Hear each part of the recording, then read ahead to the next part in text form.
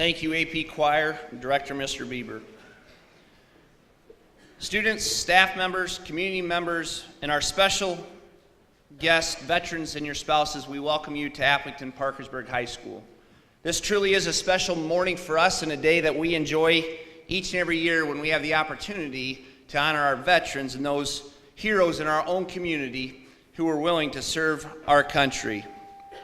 This nation will remain the land of the free only as long as it is the home of the brave, said Elmer Davis. And we are fortunate to be able to honor some of those brave folks who live right in our communities here today. Our guests today, they believe that. They live that. They serve that. While not all volunteered to go serve our country, they all went, and they were willing to fight for our freedoms. They went at a time when it was very different, where not everyone appreciated the sacrifice, the commitment. Many of these folks in our audience today went 2, 3, 1 year older than our students. Imagine young people, as my father-in-law, Jerry Junker, as he graduated high school, went instantly to boot camp, a kid who had never been away from Parkersburg, who then spent time in Vietnam. And he's not the only one with that same story. In my lifetime, I have never seen such division in America politically. Different thoughts religiously, different protests, different angles, different ideas. But the one thing I am proud of our country for is we all can come together to appreciate and to honor our veterans. As I said, my father-in-law served in Vietnam, and his welcome home is not what we see today that our veterans receive. You don't see the honor flights and those things that these men and women so graciously earned for giving of their time, being away from their family, serving in the desert, all those great things that they did. At one time in our country, it was not respected. And today, while we may be divided, we may have different thoughts and ideas, we can be united in the thought that we have brave men and women who keep our freedoms to think differently. For that, we thank our veterans here today for what they were willing to do. I challenge this generation, our future leaders, to be the generation that continues to say thank you, that recognizes the sacrifice and the commitment, which was the Vietnam veterans from my era will be the Desert Storm and the folks who fought in the Middle East during your lifetime. Those folks made a great sacrifice. They missed births, they missed anniversaries, they missed birthdays. Some did not make it home. And for that, all we can say is thank you, and you're not forgotten. Yesterday in church, and I'm a guy who has learned from my English teachers, make sure you cite your sources. In our bulletin, it said a prayer for veterans, and I'm going to share that today. Proud of our nation, they answer our call, defending the freedom and safety of all. On land or on sea, or in jet high above, they went out of duty in honor and love. But however they served, Lord, wherever they went, please bless them and help them to know what it meant. And help us to thank them on Veterans Day, for we owe them far more than we could ever say. And to our veterans, we do truly thank you. We lift you up in our prayers, and we honor you for your service to our country. At this time, it is my honor to introduce our guest speaker. Master Sergeant Christopher C. Ferret enlisted in the United States Army as an infantryman in June of 2000. After completion of one station unit training, he was assigned to the 1st Battalion, 27th Infantry Regiment at Schofield Barracks, Hawaii. Master Sergeant Ferret served in every leadership position you could hold in an infantry company, and currently serves as a senior military instructor at the University of Northern Iowa's ROTC program. Master Sergeant Ferret, his wife Jennifer, and their 2 children, Chase and Titan, have lived in Parkersburg for just over a year. And this isn't in the notes, but I know in visiting with the Ferrets, it was the first time they've ever lived off a military base. Some of the military schools include the Primary Leadership Development Course, Advanced Leadership Course, the Senior Leadership Course, the Company Commander and First Sergeant Course, Pathfinder School, Air Assault Course, Rappel Master Course, Combative Course, and Tactician Certification Course. His award, and this is an unbelievable list of awards and decorations, include the Silver Heart, the Purple Heart, 2 Bronze Star Medals, 3 Meritorious Service Medals, 3 Army Commendation Medals, 6 Army Achievement Medals, Valorous and Meritorious Unit Awards, Iraq Campaign Medal with 5 campaign stars, and the Global War on Terrorism Expeditionary Medal and Service Medal, Combat Infantryman Badge, an Expert Infantryman Badge. An unbelievable list, young people, of things I can't even comprehend, but I know he's seen and done things for our freedoms that we can't even imagine. If everyone would please help me welcome Master Sergeant Verrett to the stage.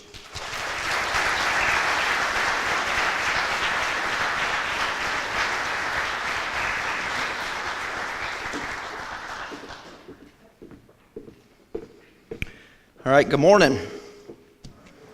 Thanks, Mr. Thomas. Appreciate the introduction. All right, so first I want to thank all the teachers, the coaches, the schools, administrators, and officials. I don't think you guys are recognized enough for your service in the community. You really create an environment that not only builds the leadership attributes and competencies that's needed for this community, the future of this community, but also for our nation. And I think it's a pretty thankless job. You work a lot of hours and you work really hard. So while I get an opportunity, I just want to, if we could give all the teachers and the school officials a quick round of applause. I appreciate it.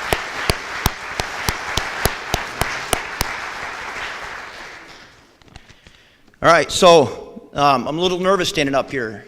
Normally, when I talk with a large group of people, it's a couple hundred infantrymen, and we're getting ready to go out and do a training event or deploy, and I'm getting them really excited to go out and break a bunch of stuff. And it starts with a formation, and I gather them around me, and I have my platoon sergeants fall them out and gather around me, and I try to motivate them. I get them all excited to go and let them know that they're the baddest people walking the planet, and there's nothing that they can't accomplish, that they can't do.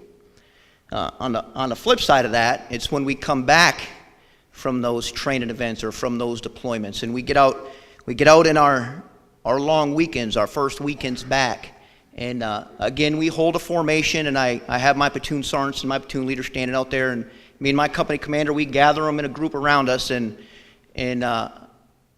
instead of telling them to be excited about going out and breaking things, I tell them don't go out on the town and break anything. So there's two sides to it. Most of the men in my formation, they're 18 to 22 years old. They volunteered not knowing what their future looks like.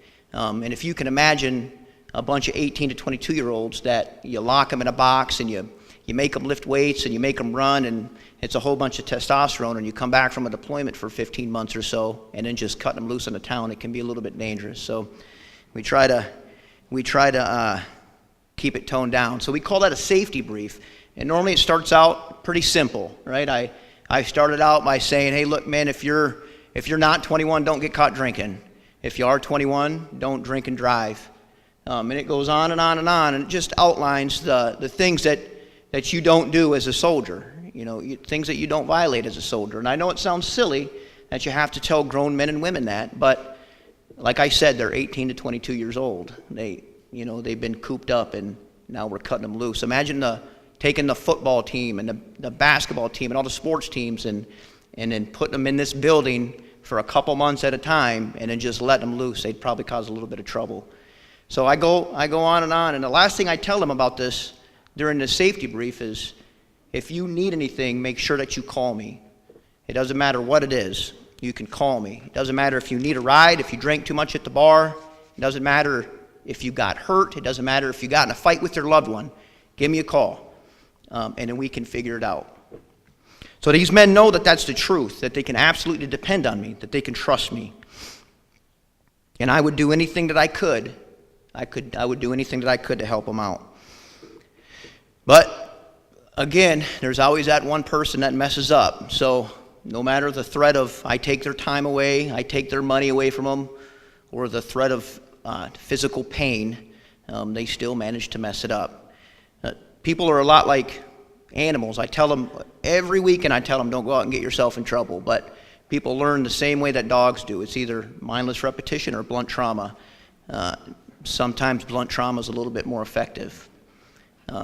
But normally it's not a problem. So these soldiers, they go out there, they have a good time, and they relax. And it's not the threat of physical violence or the I'm going to take your money or your time from you.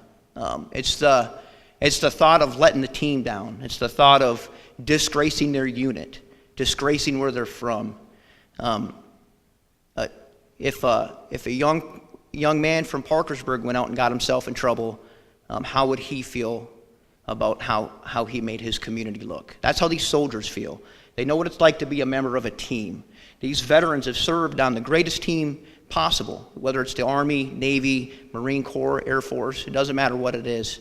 There's no team quite like being a service member. And these soldiers will do their best never to disgrace that, and never disgrace you. And it means a lot.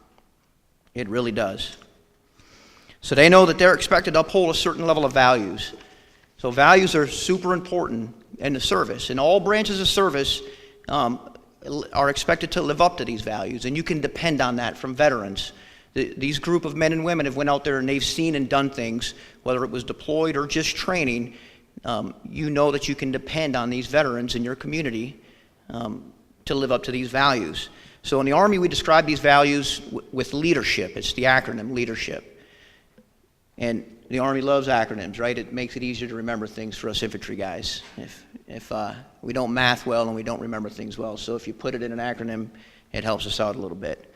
But leadership, so loyalty, duty, respect, selfless service, honor, integrity, and personal courage.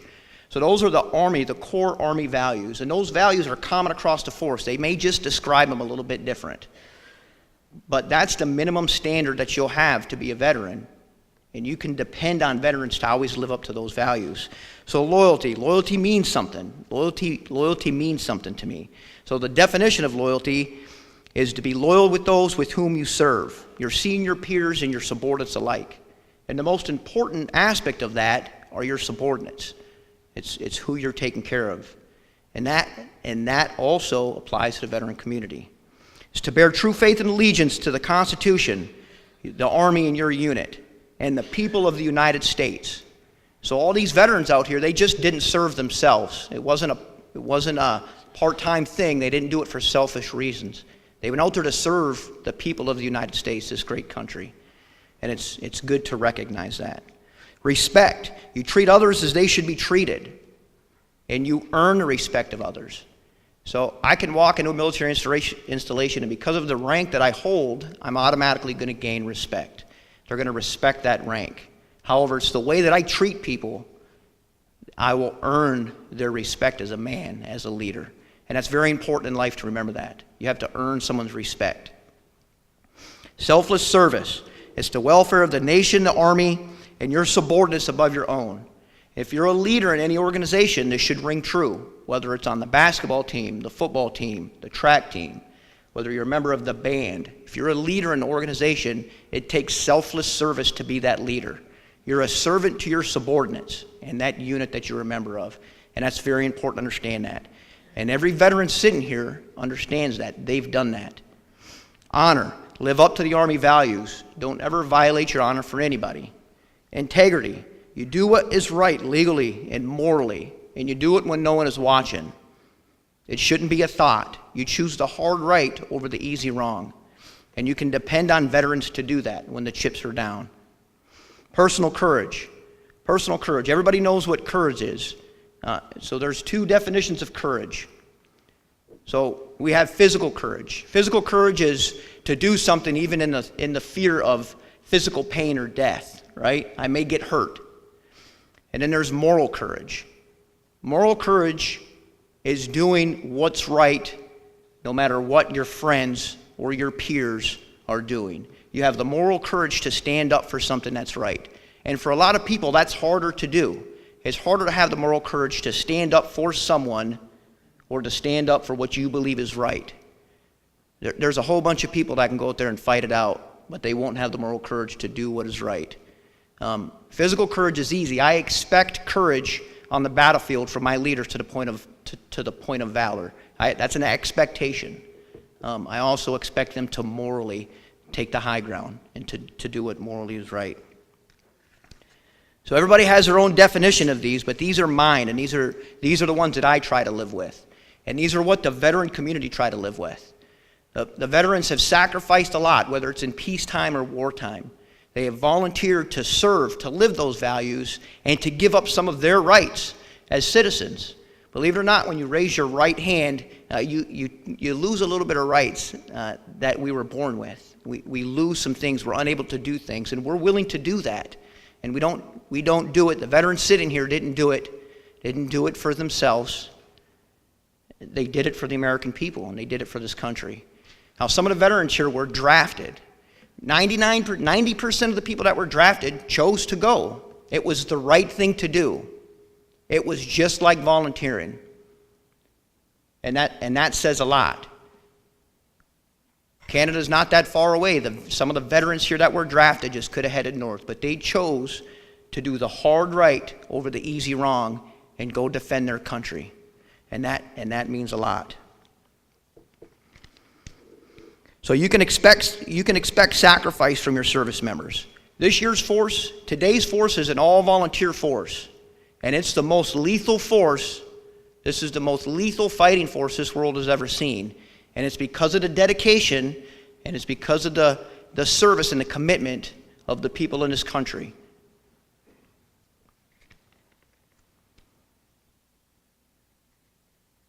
So Veterans Day, right? So everybody's got a different meaning of Veterans Day. And I'll share a little story about when I finally figured out what Veterans Day meant to me.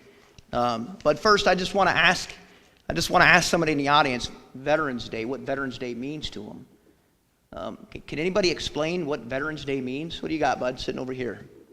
Stand up and sound off so we can hear you. To respect those who have fallen and respect those who have survived. Say it again. To respect those who have fallen and respect those who have survived. That's a pretty good definition. That's a pretty good definition. Does anybody else have a different definition of Veterans Day and what it means?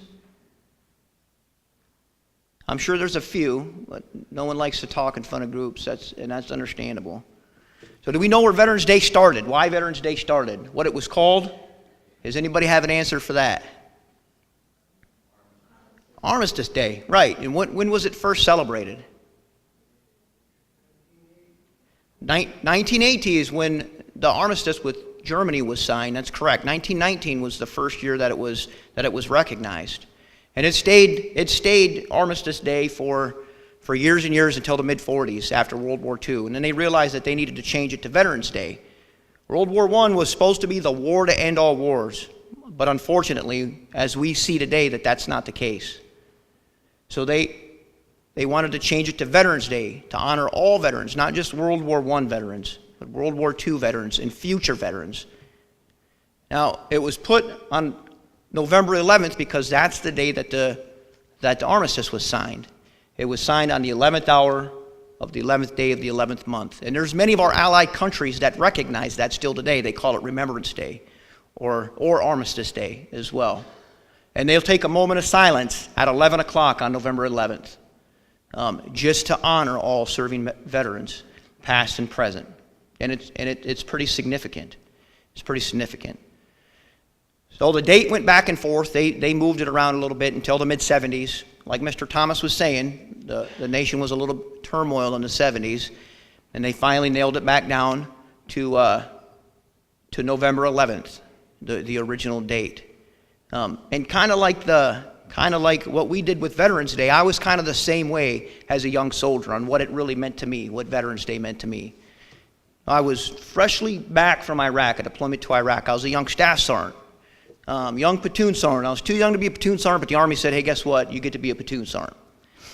So it was actually Memorial Day, and I got put on a detail. And this detail was at the cemetery, and we were putting a flag at half-staff. We were presenting wreaths. There were some veterans out there we were speaking, and there was a colonel out there talking that I knew, a pretty good guy. And, Memorial Day on a military post and Veterans Day, you don't work. You don't go to school. Everything is kind of closed down unless you're essential personnel. Well, it just happened that day I was essential personnel and I had to be in charge of this detail. So I was a little bit disgruntled about it. Now, mind you, I was a combat veteran.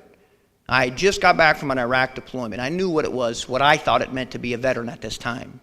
You know, I knew I had proved myself in combat, and that's the ultimate test to me at the time. That's what I thought. That's what I thought it was all about. Being a veteran was all about. But I think I was wrong.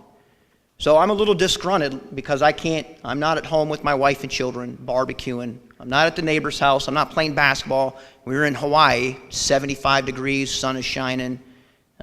Here, it's 20 degrees right now. What are we doing here, Jennifer, huh? So, but no kidding, there I was. And my company, First Sergeant, said, hey, I need someone to be in charge of this detail. And I need it done right. It's important. This will mean a lot. Well, I got voluntold. I didn't volunteer to do it. There was other platoon sergeants, I think, that understood it better than me at that time. They were a little more mature and a little older than me. So I got voluntold to do it. They said, no, Sergeant Verrett, you're going to do it. And this is what you got to do. So I had to set this whole thing up. I had to make sure people rehearsed. I had the firing squad out there. We practiced shooting. I had the bugler playing taps. Everything had to be dressed right dress. And man, I wasn't happy about being there. I was pretty upset. We had plans, but I had to go. Right after the ceremony kicked off, everything went smooth. Everything went flawless. And, you know, I was kind of proud of that. That was kind of a great thing. I got kudos from everybody that said that, you know, you did a good job. And everybody left. Everybody except for two people. And it was two older gentlemen. And they were sitting on a bench. And I was super confused on why they were there.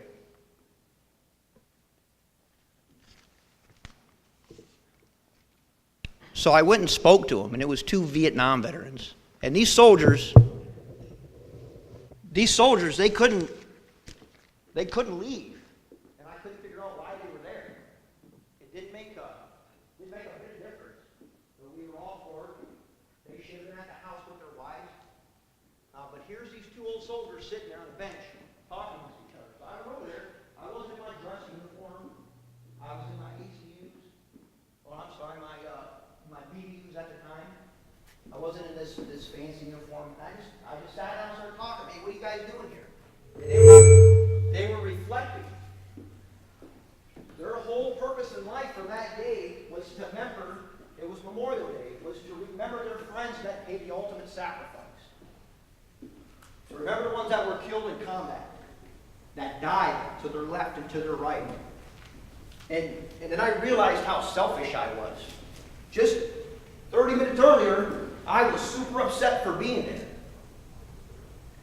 And I had an opportunity to learn something from those veterans. Great opportunity. Matter of fact, I still talk to him today. One of them's name's Easy Smith. Great name. Still serves today, not in the Army, but in a different capacity. And I realized how important Memorial Day and Veterans Day is. Look, they pay tribute to all of these people that sacrificed so much for Memorial Day, those that sacrificed their lives, for everybody sitting here today. And we don't even realize that. You have no idea that that's going on.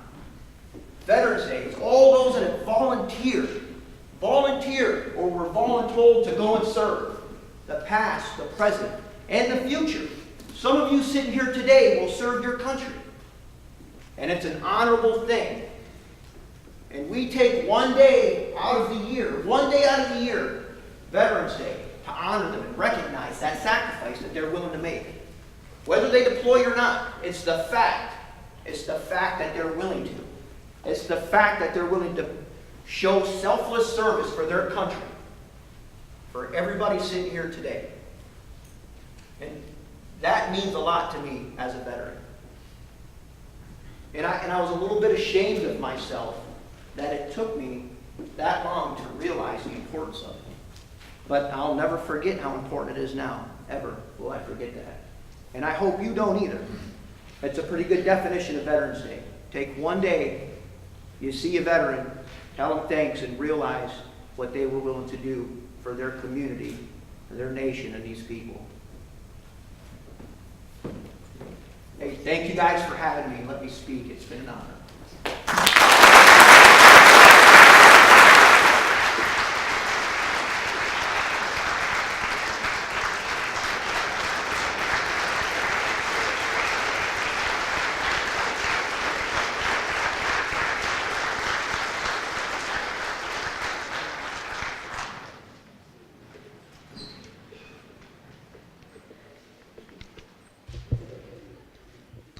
Thank you, Master Sergeant Brett. Now we're going to play a short video.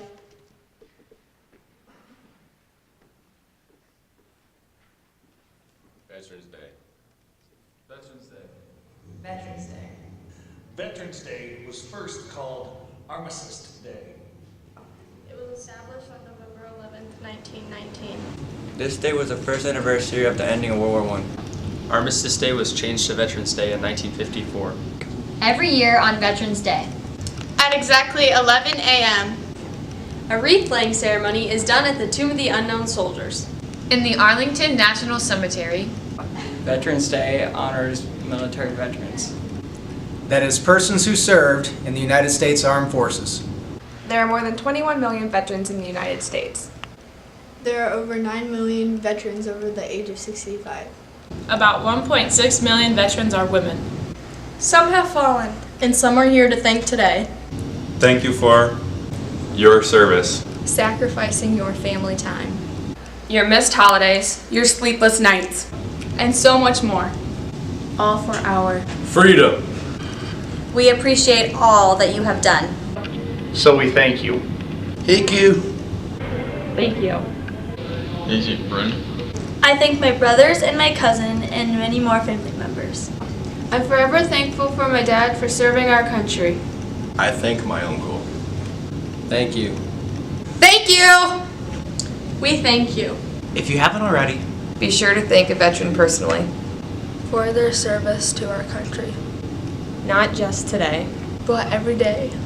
Thank you, veterans. Let's give our veterans a round of applause.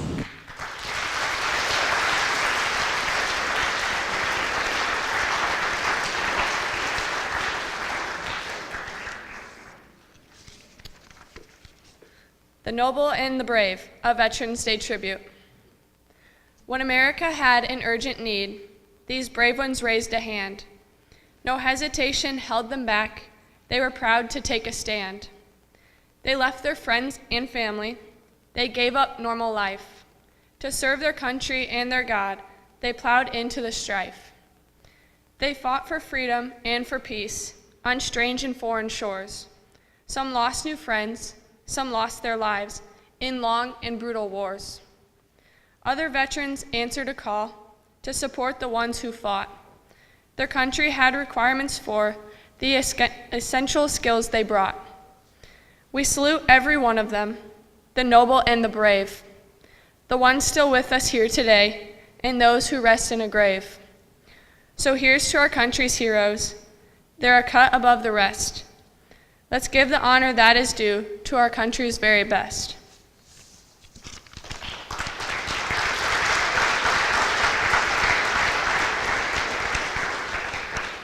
Please stand, remove your hats, and place your right hand over your heart as we recite the Pledge of Allegiance.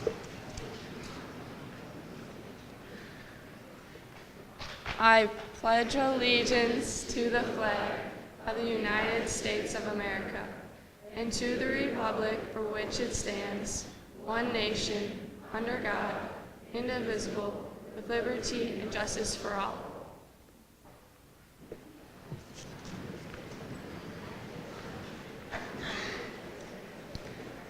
We will now hear a selection from the band.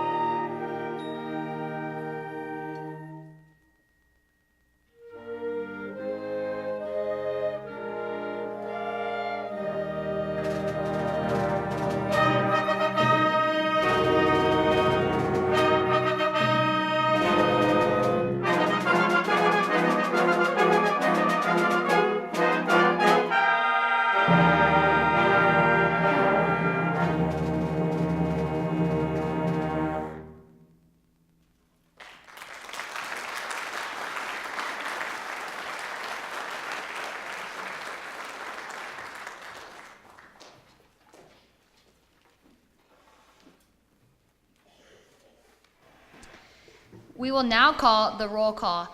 When your name is called, please stand if able. Air Force, Howard Hansen. Roger Timmer.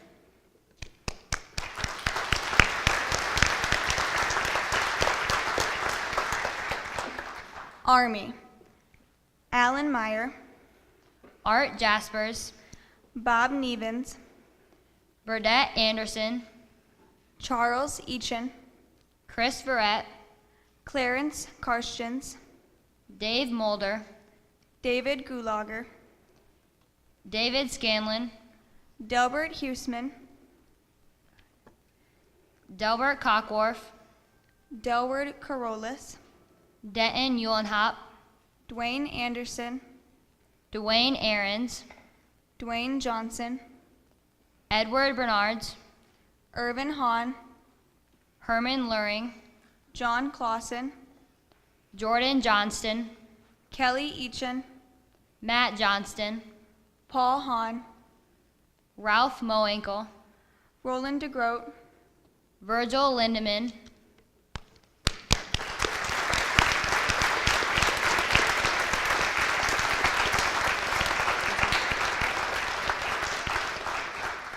Marines, Miles Humphrey.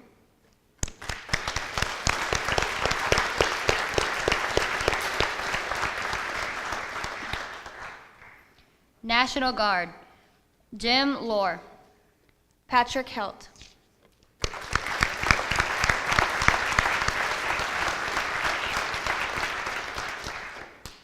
Navy, Joel Buss.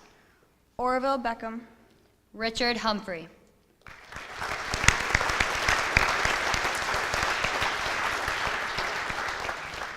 We thank you to all that were recognized.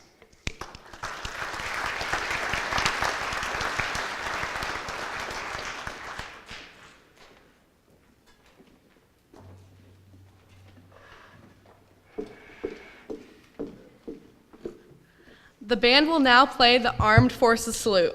If you know someone or have a family member that has served or is currently serving, please stand during the song that represents the branch of the service. Also, veterans, please stand when you hear the song that represents your branch as well. Thank you.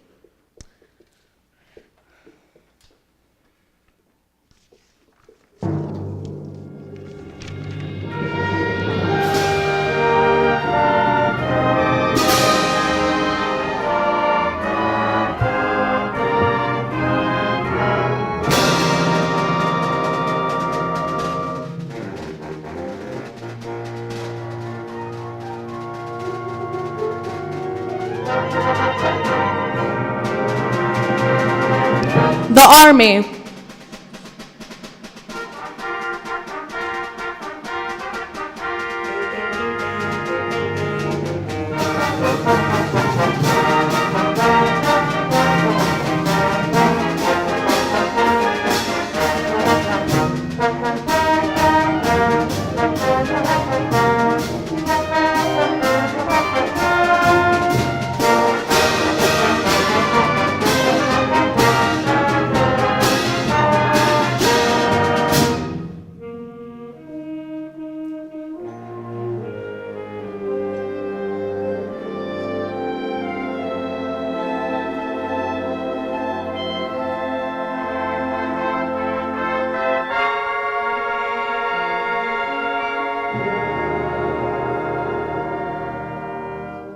The Coast Guard.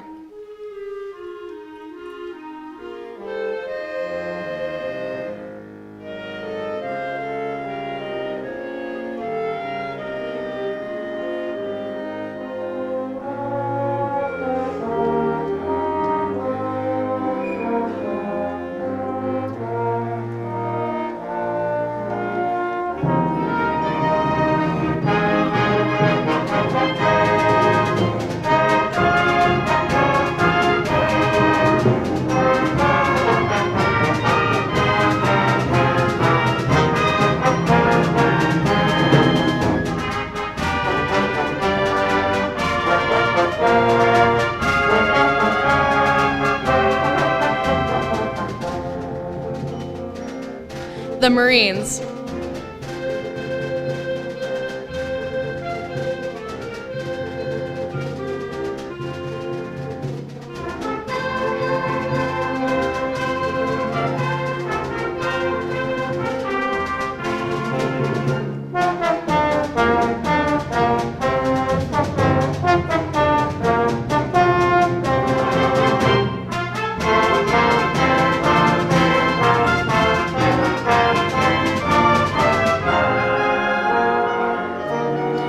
Air Force.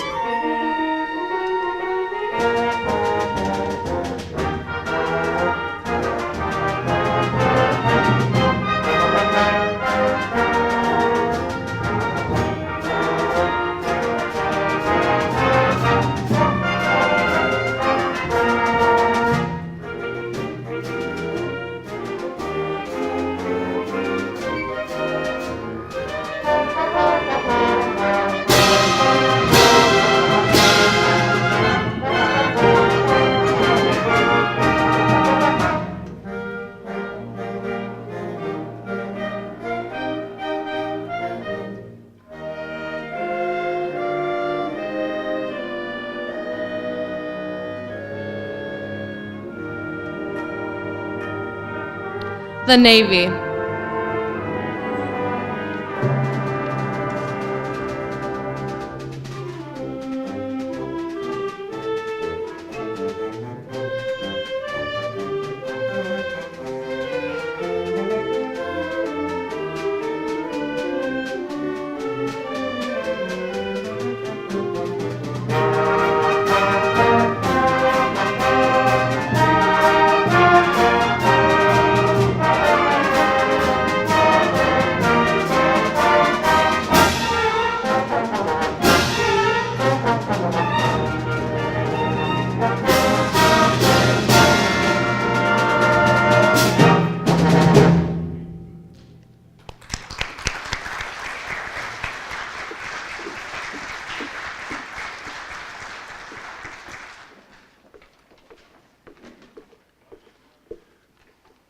As we conclude today, I would just once again like to thank the band, the choir, our National Honor Society for putting together a great program, our visitors, especially our veterans, and a special thank you to Master Sergeant Verrett for his words. At this time, students, we will be dismissed. I do encourage you as you leave, please take a minute, thank some of our local heroes for their service on your way out of the auditorium, and then we will report to second hour, where you will still have a little bit of time. But do take a minute, thank those around you. Veterans and guests, if you'll just wait till the students are gone, I'll give you further instruction on if you leave here and if you plan to attend at Aplington. So young people, thank you for your respect today. Thank you for how you represented AP once again, and at this time you are dismissed.